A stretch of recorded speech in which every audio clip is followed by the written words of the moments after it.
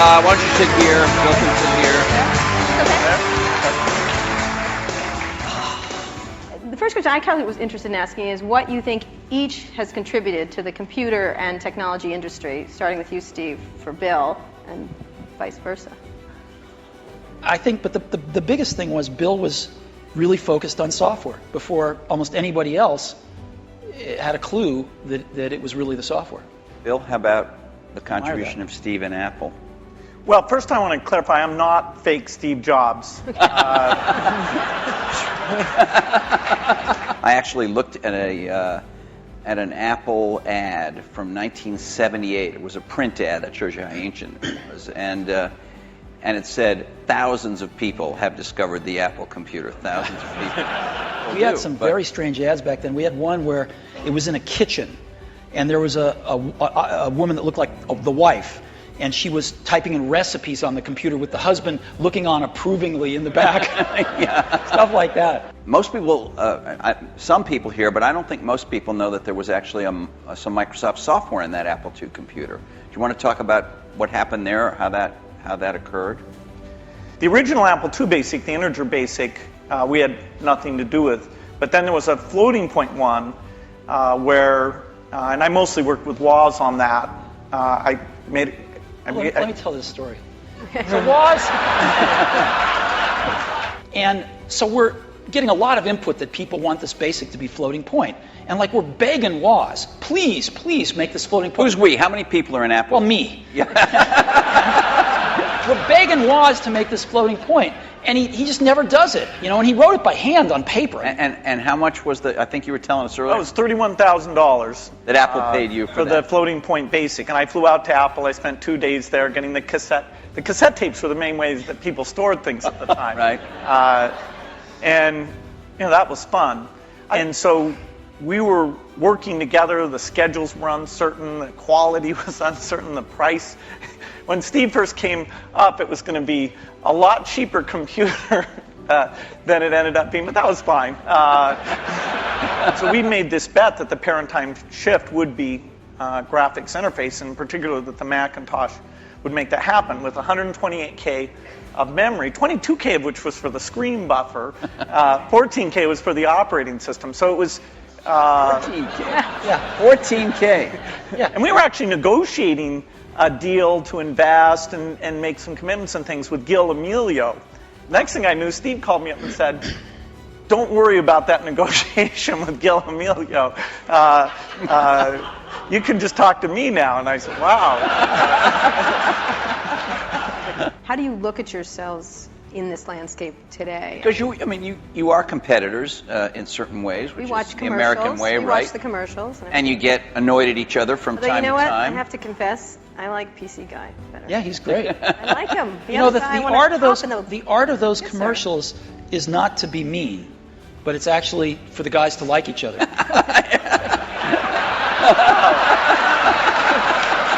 Thanks. PC Guy is great. I like PC. Got a big heart. And in a few cases like the Zune, that if you go over to that group, they think of Apple as a competitor. They love the fact that Apple's created a gigantic market, and they're going to try and come in and contribute something to that. And we love them because they're all customers.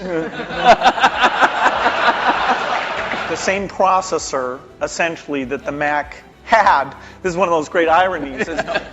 They were switching away from that processor while the Xbox 360 was adopting it, but for good reasons, actually, in both cases. We try and do things that way. So that was the development system for the early people getting their software ready for the introduction of Xbox 360. And we never ran an ad on that. I see. Admirable restraint. That's wonderful. There were hundreds of them. Steve is so known for his restraint. I assume you carry a tablet PC. I don't know what brand it is. Maybe you change them up. I don't know.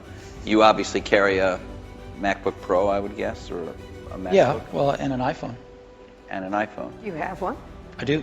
Right here? Yes. Well, he has when he took it out before. What is the iPhone and are some of these other smartphones? And I know you make you believe that the iPhone is much better than these other smartphones at the moment, but are these things, aren't they really just computers in a different form factor? You know, we're working on some things that I can't talk about. Again.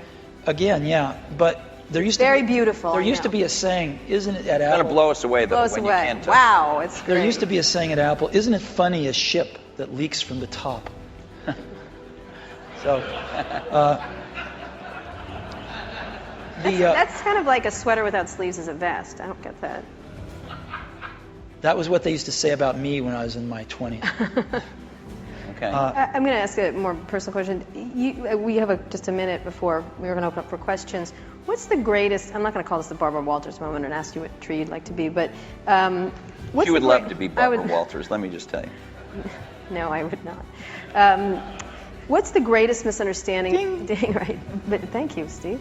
About your relationship. I mean, you're obviously going to go down in history as history books already said kind of thing. But what's the greatest misunderstanding between your relationship and about each other? What would you say would be this idea of catfight? This idea of which one of the many? We've kept our marriage secret for over a decade now.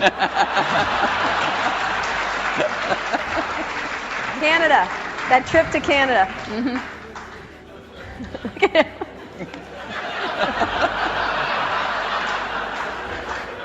Was there? Generally, we were both the youngest guys in the room, right? Individually or together. I'm about 6 months older than he is, but roughly the same age. And now, when we're working at our respective companies, I don't know about you, but I'm the oldest guy in the room most of the time. And that's why I love being here. And